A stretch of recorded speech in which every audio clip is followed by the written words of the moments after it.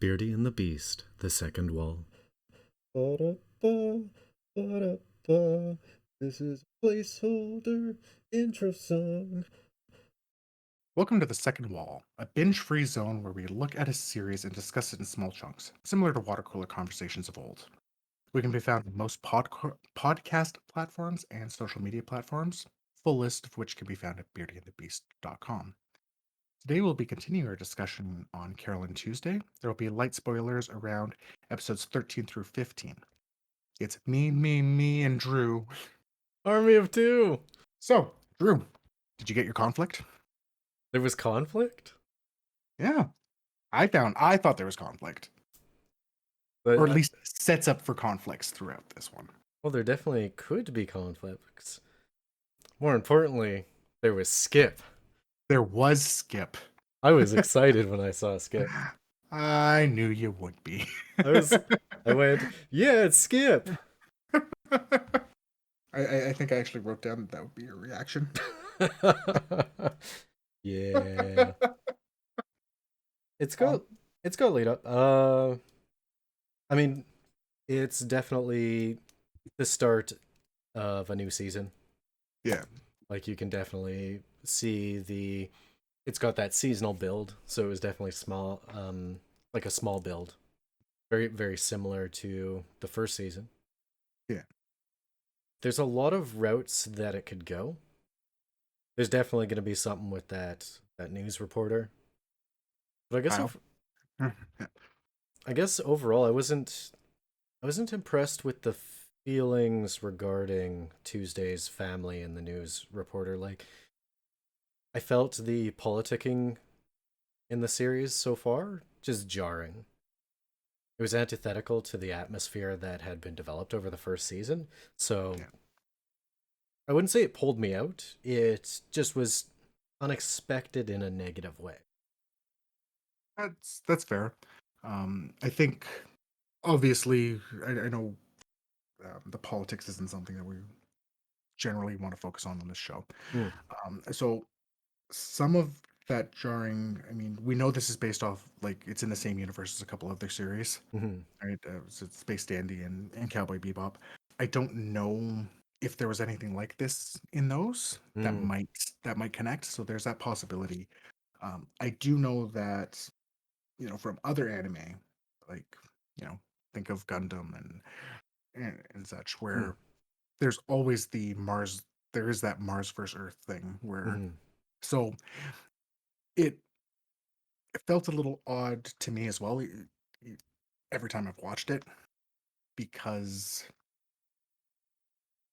one, it's can hit a little too close to home with current climates, and I don't know if there's more to that in the rest of the world. But at the same time, again, Mars versus Earth is not Yeah, it's not an unheard of. unheard of trope. I'm just for me the series was the adventure of these two girls and the growing cohort around them and old Yeah, nemesis. Nemesis is I. There we go. I Nemesis got is nothing. I. Yeah, Uh, becoming friends, and that's kind of what I've been experiencing. And then we have the comparison of authenticity versus things that are manufactured. So then when it the only thing I liked about the political side of it was it gave me more Spencer, Mhm. and it showed how much like he cares about his family Yeah, and the future of his family. So if I were, I'll give it some slack. I'll let it be forgivable, just because it means like a character that I was endeared to. Spencer even was more flushed out. yeah, that's fair. I think there's a couple of other aspects with that may not. So the underlyingness of the authenticity and such, it was mirrored in the little bit of politicking Mm, that we see as well. So from that thematic standpoint, they do actually keep that. I mean, they straight up say her policies are coming from an AI Yeah. and such like that. So I do think that they're trying to keep that. I think, I mean, to point out things that you wanted to explore more was a bit more with you're wondering how it would come down with Tuesday's mom Mm. and such like that, right? So that stuff needs to be built up a bit here. Um, but I think this is where I talk about at least there being some conflict.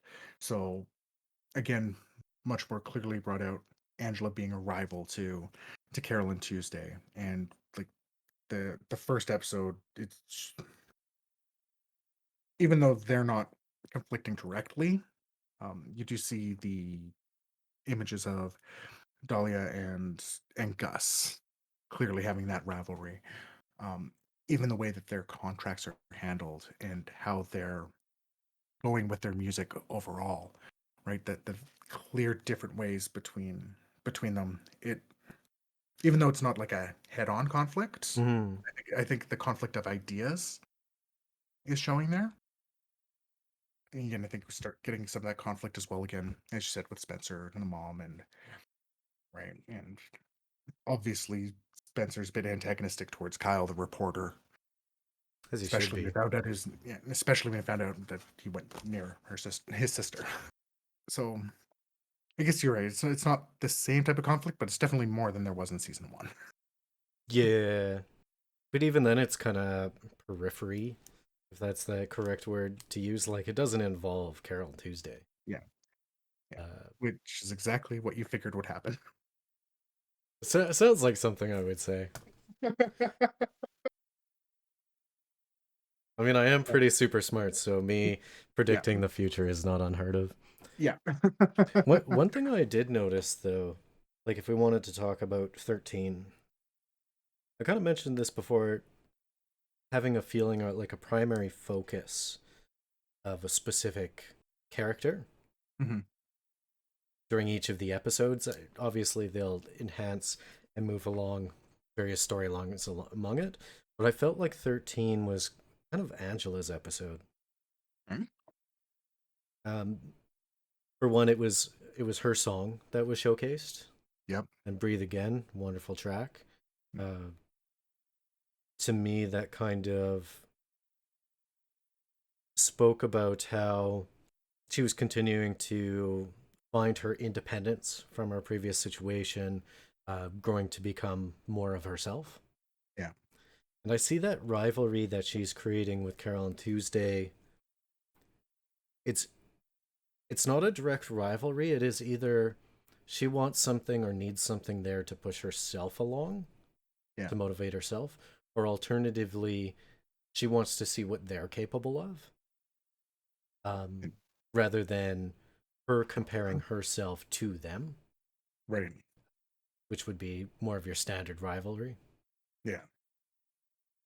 like a rivalry between friends trying to better themselves, uh, even though they've barely said anything to each other, and Angela's been kind of a jerk. But I think they can sense that it comes from a good place. Yeah. Well, I do agree. Like, I think Breathe Again was amazing. I think, yeah, she was even propped up by the stuff that was happening with Carolyn Tuesday, I feel. Mm-hmm. Um, right? 'Cause it was showing it's like, yes, she's getting that contract. She's like, you can see, but there still kind of has that authenticity versus, you know, manufactured feel. Because again, you can see clearly she's got the more manufactured, but she's still willing to put the work in. She's still like, where is my producer? I want to do more, Mm-hmm. which is Mm-hmm. which is good to see as well, right? Speaking of, for that, the producers, how about that intro to Toby at the end of the episode? I I I hadn't had a laugh in a while. Uh, like the movies that we have been doing of late on the media club side, have been very serious. Yeah. So coming into Toby's intro was just, it was refreshing and it Yeah. was unexpected. And those are two things that the refreshing is definitely a carryover. That's a feeling you get when watching the first season altogether. Yeah. Each episode is a little bit of a spring breeze for you, whereas there wasn't anything that was majorly unexpected. Yeah. So just having this guy with an axe, just like I I loved it. Yeah. I like Toby's character. We don't really see him like obviously episode 14 is where we start to actually see him. It's like to me he to go with the family analysis that we've done with the cohort so far. He definitely comes across as that crazy uncle. Yeah, I'm thinking the same thing. Right? And like it's like yeah, that gruff, it's all crap, but it's the best crap. That's what right? um so I really appreciate that. I like the weird plants in episode 14. Oh yeah, there's strange plants everywhere, and I'm like, I'm gonna kind of talk about Toby first, but before we go into episode 15, I'm gonna dip back to 13 and 14 combined. Um, I found with Toby's character, and again comparing that to like Angela as well, I think it again, I think it really played on that the theme of the produced versus indie, mm, and it kind of gets mentioned throughout these episodes. You know, when Gus is talking about the contracts, like you need to choose, right? Do you want to be making the money, or do you want to be able yeah, freedom versus to have profit. freedom, right? Like you have to decide that. And I mean, even though the girls were like they wanted both, and they got disappointed with the contract that they didn't get the contract. I mean, this goes back to that dad thing. It's like he made the right decision because they would not have. I don't think they would have thrived in that type of situation. Well, Um, that it does cross out one of my potential predictions from last season, yeah, which was that they sign and they're unhappy yeah, with their contract, and the conflict is them struggling within those confines, yeah, which was one of my predictions. So that didn't come true. I mean, as a story beat, I'm happy that they went indie because overall the theme of that fits better for me. It yeah, suits their personalities and it allows us to see them grow musically as characters. yeah. But Well, yeah, yeah. And I think another aspect to that with, with that it's do we really need to be seeing basically the two main sides, right? Angela and Carol and Tuesday. Do we really need to see them having struggles that similarly? I mean, we're going to be able to see what can happen with production and such. From what I mean, like, look how annoyed she got when she saw that there was an AI of her, and she's still doing all that modeling, which she kind of hated in the first season, just from a different aspect, right? And compared to the struggle of how are we supposed to record? We can't afford a studio or anything, right? And it's just you happens to get the right people in your corner, and you've got one old mic, and your boy Skip. boy, Skip, Skip's my dog. Having that, uh, I think being able to see that juxtaposition, Hmm, it's the theming better of what we've seen throughout the show. I think so. Yeah, Yeah, I definitely felt that that suited it a lot more. yeah, I actually I want to talk about that Tao and Angela moment. I don't yeah. know if you wanted to cover that later. We can cover it now. Okay. And go back to the other ones. That that hit me as the perfect description of the different personalities of Tao and Angela. Right. Like, it makes a lot of logical sense as to why Tao would do that. He'd be working Right. on that song, testing it before it even got to Angela. Yeah. However, when Angela saw that, she felt unneeded and unvaluable, Mm-hmm. which is she wanted to be needed and special in the first season, and that's some of the things that we kind of found through her development. Yeah.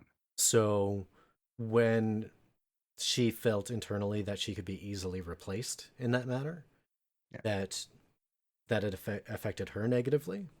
So Yeah. just that entire encounter made so much sense to me, and the way that they reacted. Mm-hmm. It's a testament to how well written this show is. Yeah. And I mean, I'm surprised she didn't get even angrier. Well, I think some of that again could be that bit of growth that we did see from her. I mean, when you're going through arcs and in storylines, I mean, you need to have your rises and falls, but you can't have your falls bring you all the way back down to the beginning, Hmm. right? So these are, I think that scene definitely plays on her insecurity, right? It plays on her kind of craving for an identity that we talked about in the Yeah. past, right? But she's also just found how to breathe again, so she's not letting it Well, take her completely. yeah, she's learned how to breathe again. She's not adept at it, Exactly. as you could say. I and I mean, I found it fitting for Tao's character that he wouldn't Mhm. say anything to like affirm or comfort Angela after that interaction. Yeah. Like, you could tell in his head, like the way it's written and the way that it was animated in that scene, he actively chose to say nothing about it Yeah. and just stand there silent. So yeah, I'll touch this one here a little bit earlier. I know normally we go through the characters a bit more, but because it's relevant now, um, what do you think that's saying about Tao and how he's like? How do you think that reaction shows his character and where he might be going and such? That might be actually an improvement. So if I'm thinking about it in that way, him going and being able to recognize those emotions, Yeah. even though he didn't act on them, might actually be an improvement of his character. Whereas before, my instinct on him was like he wanted to be an AI, Yeah. and I think I even mentioned you'll hear Carole and Tuesday's music, and then that'll change him somehow. Yeah. I think it has, and I think that's where they're going to go with this. But he's still methodical. Like, he is. A lot of intellectuals tend to be emotionally detached Hmm. or very like manic depressive, like huge swings in Yeah. both directions. So it kind of goes either way for very intelligent people, and they've set Tao out to be one of those people. Yeah. So I'm, It's aloof. yeah, All right. yeah. All right. So before we move on um, to episode 15, I think it's important we touch on Dan. Oh, whew. So I almost cried. So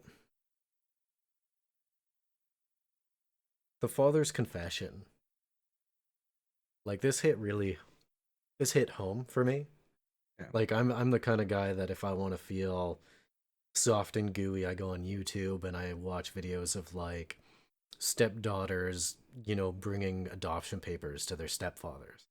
Yeah. Like, that's what gets me emotionally. Yeah. Um, so the father's confession, it probably hit me really hard because like all I want these days is to be like a husband and a good father and Yeah. to like have a daughter. Yeah. I haven't accomplished either of those, but hopefully in the future. Yeah. And the I felt that interaction between Carol and Dan, it's the only way it could have went. You can tell that they are similar in ways, Yeah. and they're both very guarded. And his whole thing of like all he wanted to do was see her, Yeah.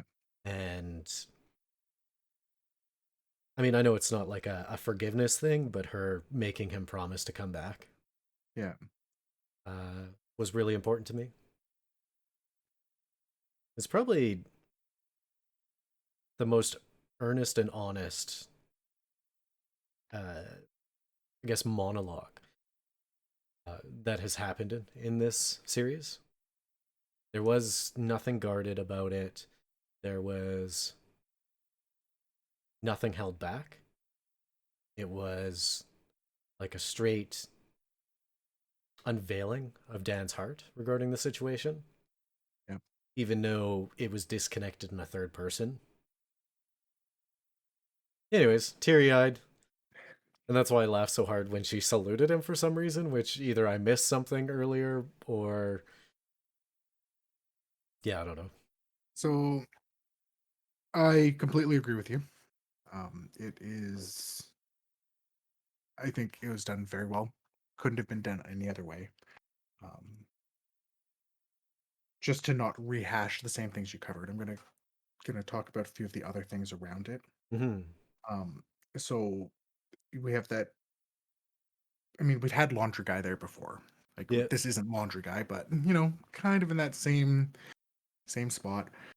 They You have that juxtaposition of those two families coming. It's like, oh yeah, where are your parents, right? And nothing comes of it. Like honestly, I thought when she talked about the bruise Mm. on her dad's hands, like I honestly thought that was just something to get people to go away, right? Because we know she was very young, Mm-hmm. right? So it's just kind of nice to have him step in. I honestly thought it was another episode before the change happens. Mm. Just had the timeline in my head a little bit differently. So just having him in as that protector role, like it helped, you know, gave you ties to the character. It was a nice touch. They showed the bruise again. I thought that it was. I honestly thought the first time viewing that it was just Carol saying something to get rid of them. Yeah, But that's what I thought at first, and yeah, then, yeah, yeah, the birthmark when they showed that, I was yeah, like, oh, it was nice. I was already like, I mean, you could already tell, yeah, uh, but it was a nice little add-in. yeah. It was one of those things that they didn't need to do, but again, it's that attention to detail that's been throughout the show, where you only need Mm-hmm. a second to show something. And again, Exactly. that they had the strength of the character that even if she was making that up, I don't think it would have changed the thoughts Mm. on that character, right? Um, because it could have easily gone that way as well. Um, I find, I think the way the monologue went, and because you got to remember, she straight up said to him that she would be pissed, Yeah. right? So he knew that, and I think the third person storytelling is just to let her know without, and that's a huge risk, as you said. He's guarded, Mm-hmm. and he opened himself up that way, knowing how bad it could go. And when she called back out at the end for the salute, I mean, I think in a lot of media to go, you'd expect her to say something like "dad" or something like that. But I think the salute was, Like it was an acknowledgement, but it remained disconnected in that third person sense, such as yeah, the monologue. yeah, it was that, and in the same thing with her saying, like, "Got to make sure you come back Mm. come back to Mars, right? It was that acknowledgement without, it was an unsaid acceptance. They both knew what happened in that conversation, Mm. and they didn't need more than that. Mm. So she can't run up and give him a hug, right? But she wanted to call out. So now that she did, she had to do something. Yeah. So that's where I sit. Makes sense. With that the show's really good at playing on those heartstrings when it wants to. Well, this was the first major one for me. But they don't just throw it against the wall and see what sticks. Yeah, Each time they go for a heartstring, they know which one they're trying to pull. yeah. And I mean, like, I think that's why the only other time where it almost got me was Gus having the conversation with Carole on the rooftop cafe or whatever, Yeah, talking about going and rescuing Tuesday, yeah. because that was like another fatherly moment. So I guess I wonder what that says about me. Uh, I feel like you referenced in episode 1 or episode 2 a moment that almost got you, but we happened to be doing like another. He said we've done a lot of kind of those strong emotional movies in the media club, and I think your actual response was like, yeah, but I just watched this, yeah, so it didn't have the effect it wanted to have because of that. I can't remember exactly which one that was, but that's that's yeah, beside the point anyway. yeah. I mean, it makes sense. Yeah. All right. So episode 15, the final one for this year. I'll tell you what. Before we get into this, I liked the little callback with Gus and the little AI, where it Mm. didn't say his name right away, because that was a callback to the Ertegon thing where he couldn't get in there.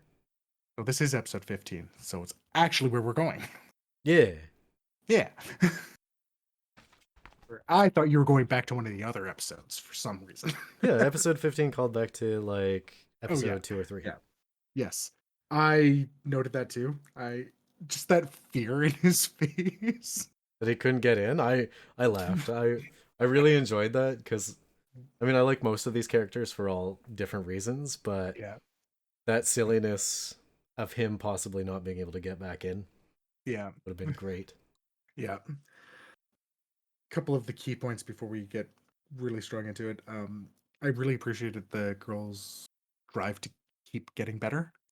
Mm. Right? They found that trying to do that recording session just drained them, right? And they're like, okay, no, this we need to do something, and they pick up running.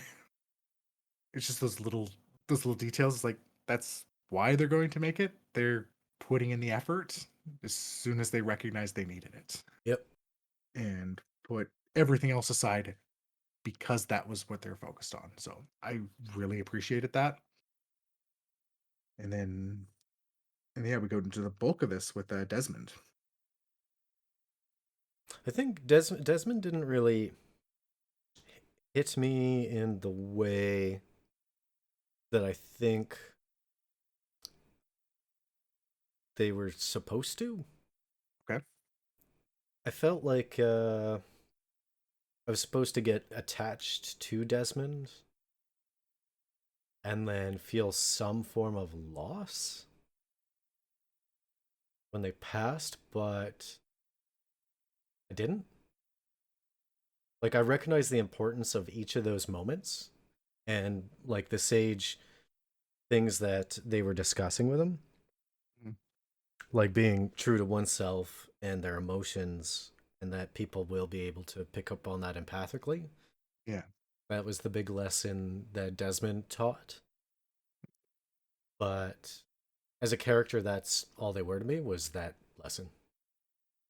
Yeah, and that's fair. I don't so I agree with you. Like I don't know if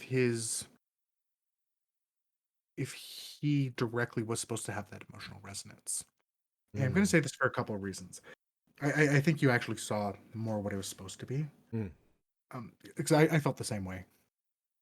If they wanted to have that type of emotional resonance, why would they do this the episode after Carolyn Dad, right? Mm. So it's I think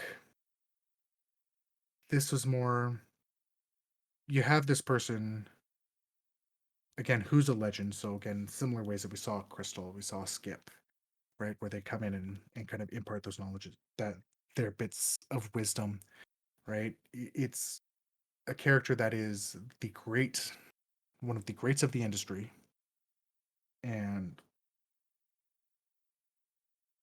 him. I think again, it's playing more to that authenticity, right? Mm. It's that accentuation, and right. I mean, he had a whole bunch of lines, like again, like the you're like fools, honest to a fault, and that's why you're great. Yeah, um, I like that. They're stupidly frank, honest, and sincere. yeah, right. I think that that's what he was there for. So I think in a way, maybe he was supposed to be a bit more of that, the viewer proxy that you talk about, or that like the bit to help explain. So if you're not musically inclined and for some reason aren't getting the emotional beats from it, Mm. he's going in and explaining that a lot more. I think him, and he didn't pass. I think he was in a coma, right? Because he was attached to the heart monitor. I think it was more that him not taking his meds to have that final song with them, knowing what it would cost him. It's just more of that, knowing what's important to you, and to him it was important to be able to sing to them more Like, so. and the reasoning for that makes sense to me because he's heard their music and was interested in them, so Mhm, he knows that they would be able to understand the emotional resonance of the song. mhm, So for that encounter, like it makes sense that way. yeah. But I guess I mean I love my boy Skip, but he didn't really have an emotional impact. Uh, so so if the sage elder tropes Mm, continue true, Desmond would follow true to Skip and Desmond, or not yeah, Desmond, Skip and Crystal. yeah, yeah. I liked his scenes. I liked his, again, but yeah, I see it more as that accentuation to the heart of the show. And yeah, I don't think it was supposed to have that, oh god, impactfulness, because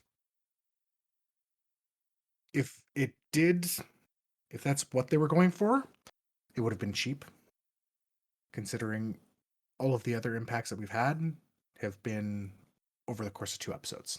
Mm. They've been, no, we're giving this time to build. Well, it does highlight the like manufactured versus authenticity. There's a reason why Carol and Tuesday were invited, not Angela. Yeah, I, I I can't imagine that Desmond doesn't know of Angela, yeah, but knows of Carol Tuesday. yeah.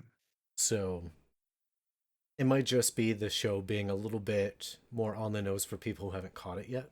Hmm. Uh, like these characters' path, Yeah,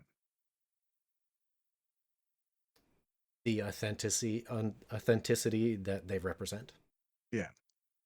And I think with that, like, he touched on a lot of the themes that we've actually kind of talked about in the Mm. background. So to kind of play on that more, he very much talked about, um,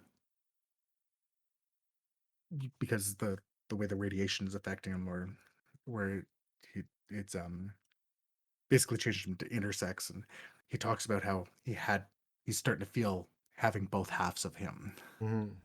Um, the idea of finding what you're singing for, and how he thought he lost that when he lost the person he loved, Mm. and then finding the new reason with the people around him, that type of thing. So I think a lot of that is what they're trying to do. So again, as you said, it's to help point out those themes that, in case you haven't quite gotten it yet. Mm. So Makes sense yeah, that way. yeah. So, any other major plot points you're wanting to talk about with the episodes, or? I did notice that Army of Two was the song was kind of just a solidification of what we already know about Carol and Tuesday as individuals and as a unit, as an Yeah, individual character as well, like their solidarity. And yeah, I mean that's what that song was about in in my head, anyways. I agree, and I really like how it's juxtaposed, like the juxtaposition when you're looking at the season reflections with uh, with the loneliest girl. Hmm.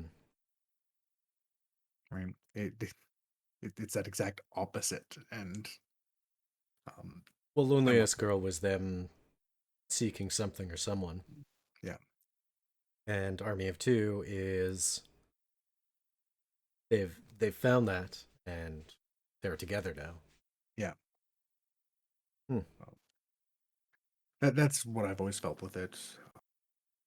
So we kind of talked about the bit of jarring tonal shift already. So I'm not going to ask about that one. Where do you think we're headed next overall? Probably more of the same.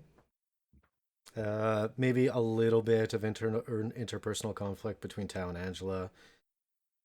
More comedy between Dahlia and Gus, which is that's a rivalry I'm beginning to really enjoy. The more togetherness, uh, and then probably some nonsense about politics from uh, Tuesday's family. Right. I mean, I'm really curious as if there will be some impact about the whole like Carol being a Earth refugee and her father who's going back to Earth, but then also the anti-Earth policies that are being done by Tuesday's mom. So I'm wondering if that will come to a head, and maybe that'll be like an end of the season thing. Like if that's gonna be a theme, that's probably gonna be one of the major ones. But I don't think it will be. It would be too jarringly different from the first season. But I mean, if they do go that way, they'll probably do it well, Right. and it will be it'll have as many layers as an ogre. So it'll All definitely right. be something that could be pulled apart. But in that, I'm not getting anything yet. It's definitely a slow burn beginning, much like the Yeah. first season. Yeah. All right. We talked about Dan.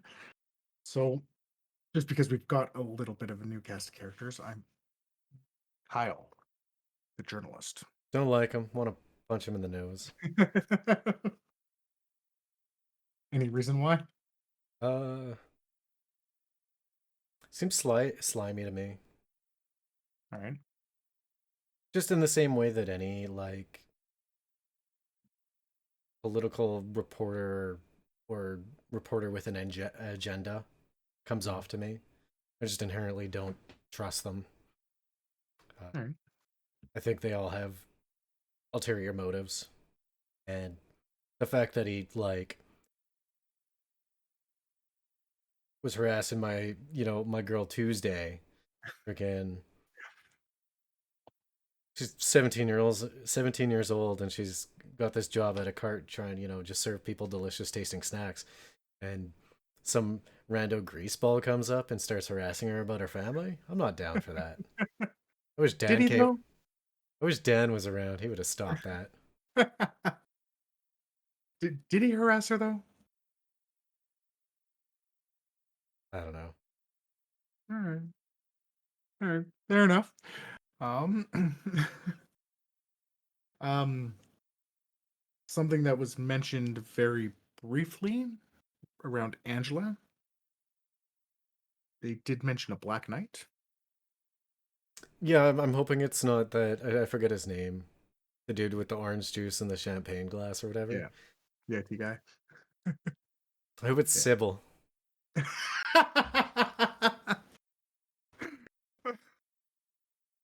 It would make sense to me. It would be out of nowhere. But if it's if they want to throw a real twist at me, it's gonna be Tao. If they're gonna make me go, if they're gonna make me be entertained by it, it'll be Sybil. But if it's the guy with the orange juice and the champagne glass, I'm gonna just world's biggest groan. Oh, but there's the assistant too from last season. She was super cute, like just personality. Yeah. Yeah. Okay, my vote. I want it to be the former assistant. I think it's most likely out of all the things I've said, champagne class guy or Tao. All right. Um, so what are you thinking is going to be happening with Angela? Uh, there'll just be some mild friction between her and Tao, and then she'll have another moment of like when it was expressed to her that the entire building was to like sense her, Yeah. and she like suddenly understood. There'll be a situation like that which will kind of smooth it over. I All don't right. imagine that there'll be anything explosive between Tao and Angela. She'll continue growing and uh, becoming one of my favorite characters. Which means I say that about every character. No one's as good as Skip. They've made very likable characters. All for different Very, reasons. yeah, very real characters. All right. Um, anything with Tao outside of kind of the couple of theories you just tossed my way? No, I think I expressed it more when we were talking about Kim and his kind of what I see his development was from season one to season two. Yeah. Um, so, and then of course, Carol and Tuesday. More of the same. Right. Yeah. It, their beats are longer Yeah. and they're definitely more complex and subtle. Yeah. Whereas the major, or not major, major is the wrong word. The more frequent changes are the characters around them. Yeah. So I didn't see much here. I I am wondering when Carol is going to tell Tuesday about Dan, and if she will, because those are two separate things. If and when. Yeah. More questions than predictions this time. They definitely left it more open ended, Mhm. but I think the next three episodes at least are just going to be more of the same.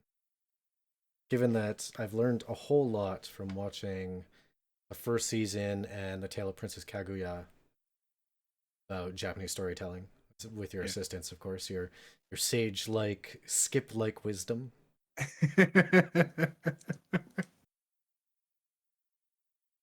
So I think, yeah, slow ramp up. There won't be much.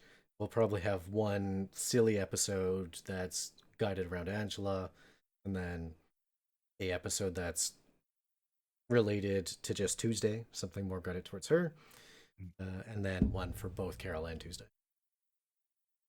All right. We'll wrap it up there. Thanks for huddling around the second wall with us here tonight. Join us next week as we discuss Requiem for a Dream at the Media Club. Week after that, we'll be back with more Carol and Tuesday. Please join the conversation in the comments or on social media, as we'd love to get your thoughts on Carol and Tuesday. And if you think we might be important nutrition for the heart, give us a share.